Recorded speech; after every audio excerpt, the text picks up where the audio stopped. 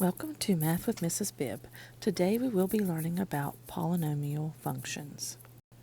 Graphs of polynomial functions, sometimes called power functions, f of x equals a times x to the n power, have common characteristics based on a, that's called the leading coefficient,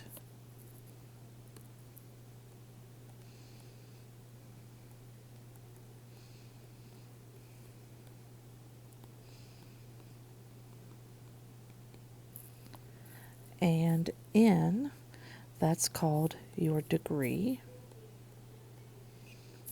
Our leading coefficient will tell us if the graph points up or down. It will tell us if the right side points up or the right side is down. Basically, all of this I could have said in much simpler terms, and that is end behavior. And remember, you should be writing down what I write down.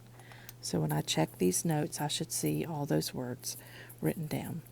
And then your degree will tell you whether both ends point up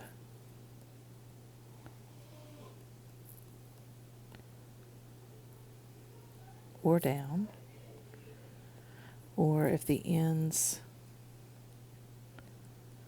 point in opposite directions.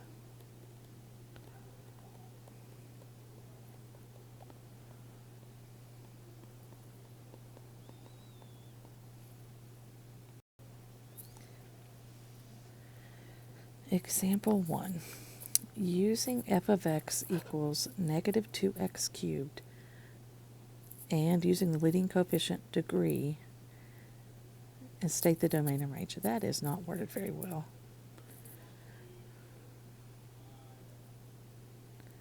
I think this should say find. Find the leading coefficient degree and state the domain and range. Okay, so the leading coefficient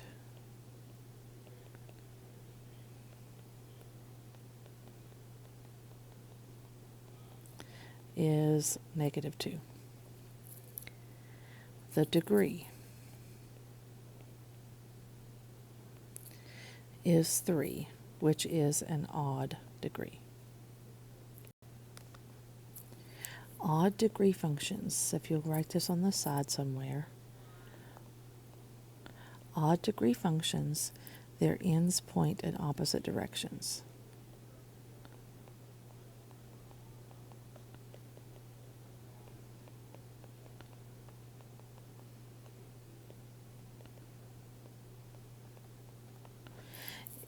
And if your leading coefficient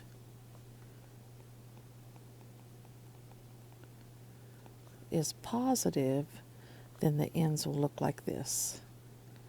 I'm going to draw the coordinate plane in a different color. So there's my coordinate plane. Make sure you draw that.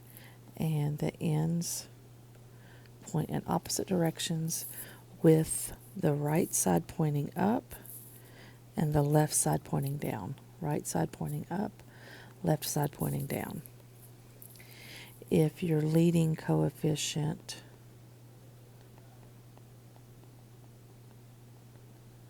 is negative and you have an odd degree,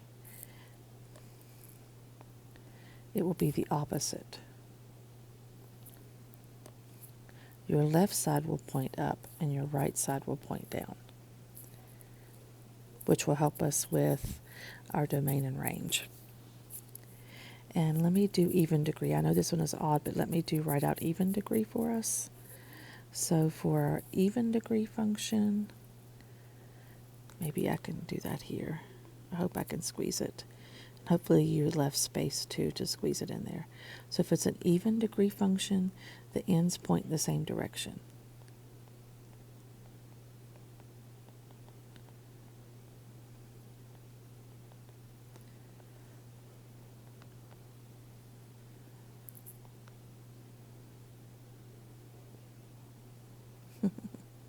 Hope this works out. Okay, and If our a value is positive, I think you can zoom in if you need to, then both of our ends will point up. That means it's not a reflection across the x-axis. If our a value is negative, then the ends point, both ends point down for an even degree function.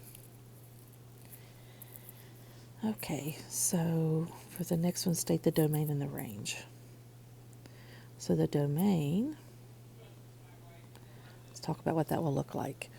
My leading coefficient is negative. Leading coefficient negative, odd degree. Leading coefficient negative, odd degree.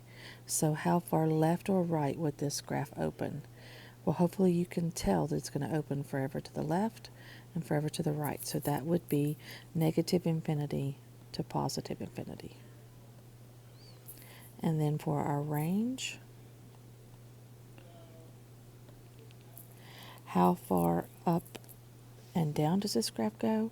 It goes forever up and forever down.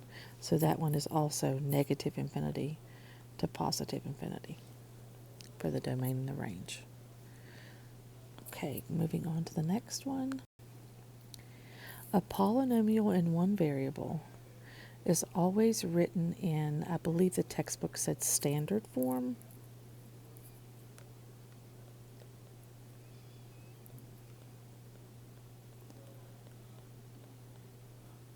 Which means your exponents go in descending order, largest to smallest.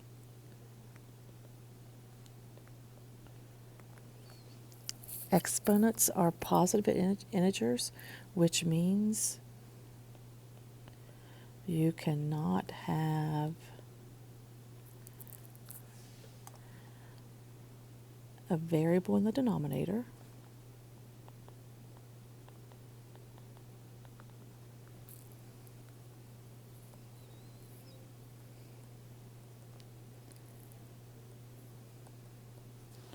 That would mean you'd have a negative exponent, like this. X to the negative 1 is when you have a variable in the denominator. You cannot have a fraction exponent,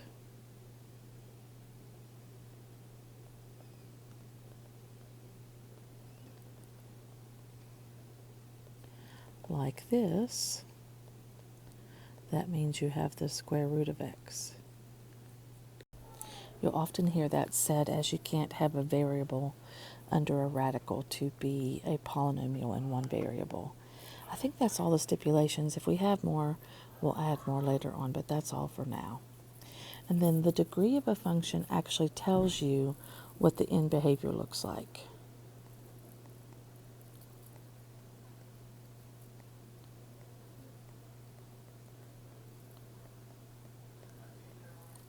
You would need the leading coefficient to exactly name that end behavior.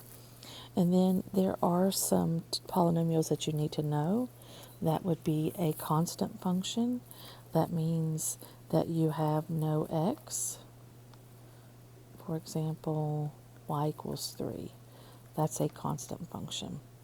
A linear function means you have a degree of 1. So y equals x. That is a linear function. A quadratic function means you have a degree of 2. Y equals x squared. A quartic function means you have a degree of 4. Y equals x to the 4th. And a quintic function means you have a degree of 5. And y equals x to the 5th is an example. You cannot have two variables multiplied.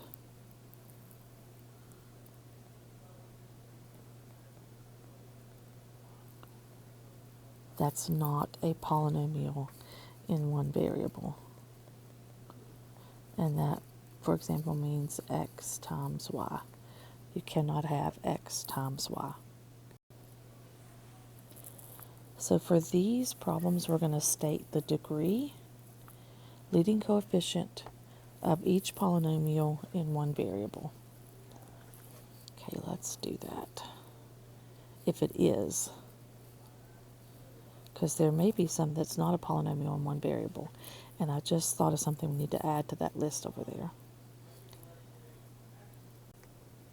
Now back to these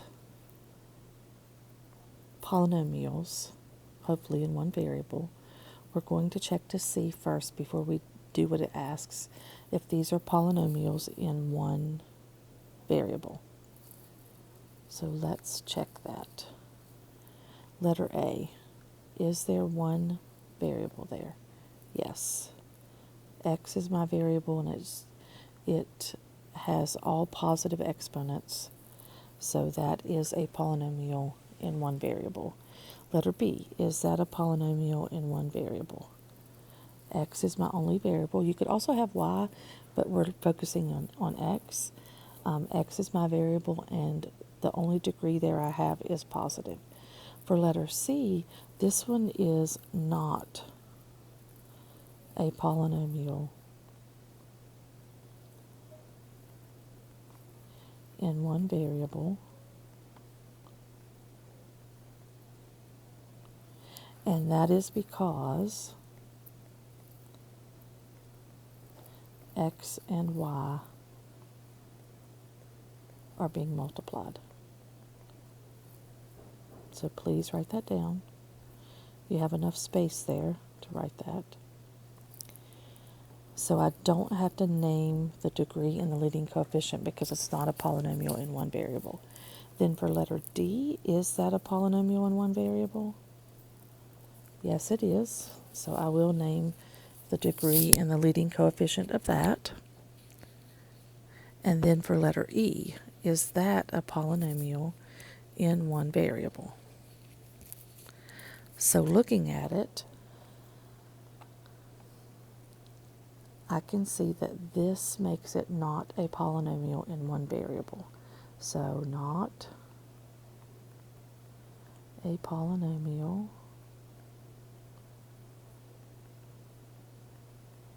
in one variable because X is in the denominator.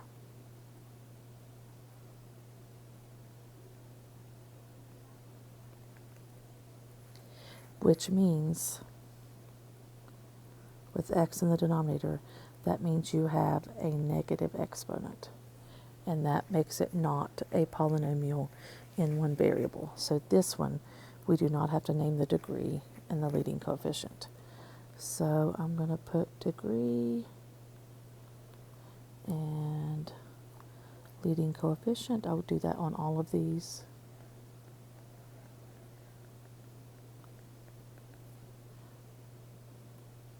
We have to do that for A, B, and D.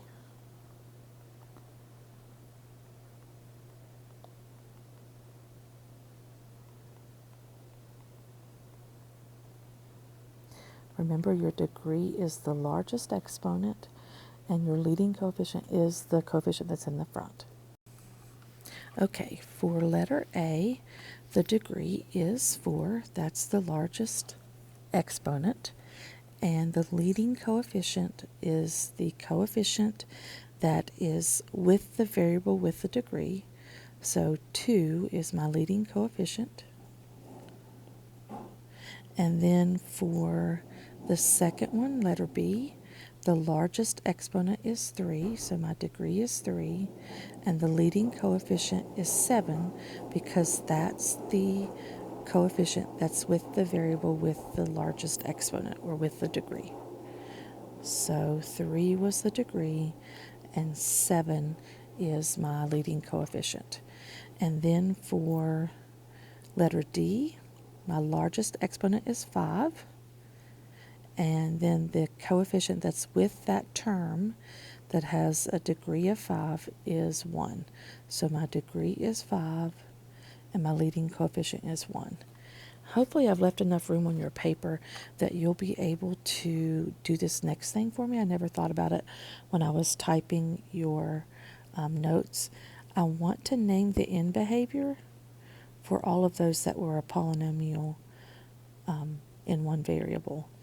I know we've discussed end behavior before, but I just want to go over that to let you see how the larger degrees affects the end behavior. I am going to draw a graph, sort of a graph, for the ones that I'm going to do. And the first one I'm going to do is letter A. And as I look at letter A, the degree is 4, which tells me the ends point in the same direction. So they're either both pointing up or both pointing down.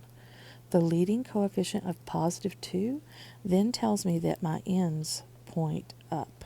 So whatever the middle would look like between those two arrows, it doesn't matter. It doesn't affect my end behavior.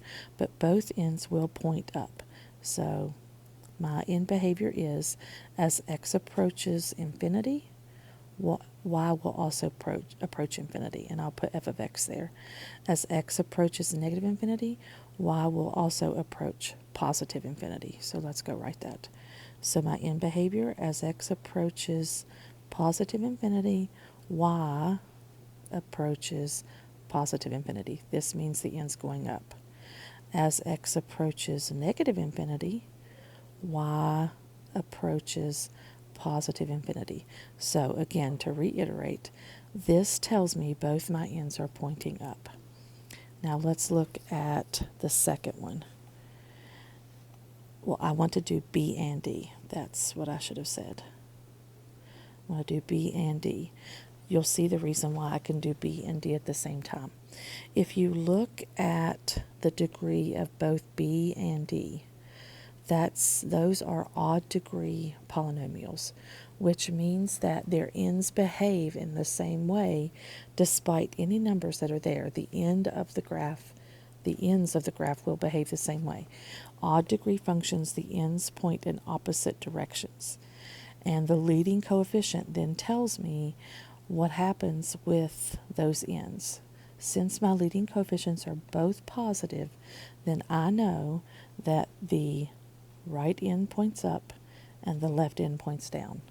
No matter what's in between these two ends, the right end will point up and the left end will point down based solely on the degree and the leading coefficient. So let's name that end behavior. As x approaches positive infinity, that y end is going up, so it's also approaching positive infinity. And then as x approaches negative infinity, y for this one is approaching negative infinity because that end is going down. Hopefully you can see this end points up, this end points down. So we are going to look at example 4. And we're going to use the graphs to state the number of real zeros. We're going to identify the leading coefficient as positive or negative and the degree as even or odd. So let's do some writing. We'll put the zeros, we'll put a z, we'll put LC for leading coefficient, and then we'll put lowercase d for degree. I think we did capital D for domain. And we'll put that underneath each of these zeros.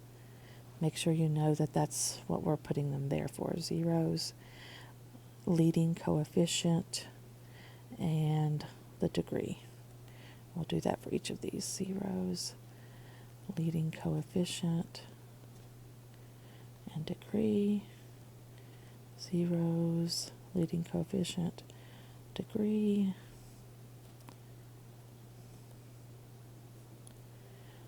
Okay, I'm almost there. Okay. The zeros.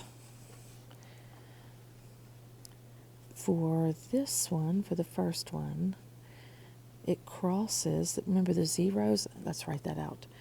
The zeros are the solutions, the roots, please make sure you write that down, roots, x-intercepts, those all are the same thing. So we're looking at the x-intercepts. Here's x-intercept, x-intercept, x-intercept. So I definitely can tell 4 is an x-intercept. I'm going to estimate positive 1, and this line right here is just, this line here is, I don't know what that is, but I believe that's negative 2. So negative 2, 1, and 4 are the zeros. The leading coefficient, because the right end points up, then I know the leading coefficient is positive. And since both ends point in opposite directions, then I know the degree is odd. So you may want to write how I knew the degree was odd, opposite directions for the ends. Okay, so for the next one, I'm going to kind of hop around. The degree is even because the ends point the same direction. Our leading coefficient is positive because the ends point up. The zeros appear to be negative 5, negative 3, 3, and 5. Negative 5, negative 3, 3, and 5. For the next one, I just found that graph somewhere, so I'm going to say C circled, or C circles. Hold on.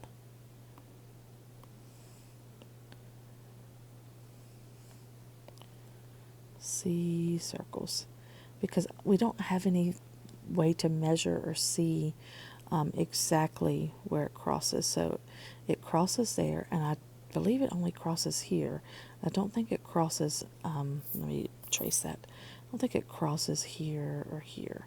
So I think it just crosses there at 0, 0, and then here. So there are 3 solutions. The leading coefficient is negative, and that's because of this end. That's what makes it negative. And then the degree is odd because the ends are pointing in opposite directions.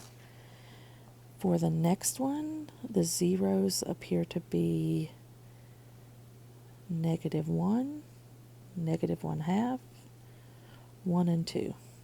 Negative 1, negative 1/2, 1 and 2. The leading coefficient is positive because both ends point up. And the degree is even because both ends are pointing up. They're pointing in the same direction. For the next one, the zeros are, looks like we're going by 2s. So negative 2 and negative 6. I can tell that the leading coefficient is negative because both ends point down. And the the degree is even because the ends point in the same direction. And the last one, my zeros are negative 1 and 2. And the leading coefficient is positive because the right side points up, and the degree is odd because the ends point in opposite directions. Now, one more thing I want to point out, and then we'll be done with this set of notes. I want to point out when you have what is called a double root. A double root is when the graph touches the x-axis and doesn't intersect it. It just touches it and then it turns and goes down. So a double root is where the the x-intercept touches. Can you tell by looking at all 6 of those graphs which one or ones has a double root? And I'm going to circle it in blue, or green. I'll circle it in green. This one here is a double root. And I'm going to draw an arrow there because it touches at negative 1 instead of crosses. So a double root is where the graph just touches and does not fully intersect the x-axis. Okay, I hope you have a wonderful day.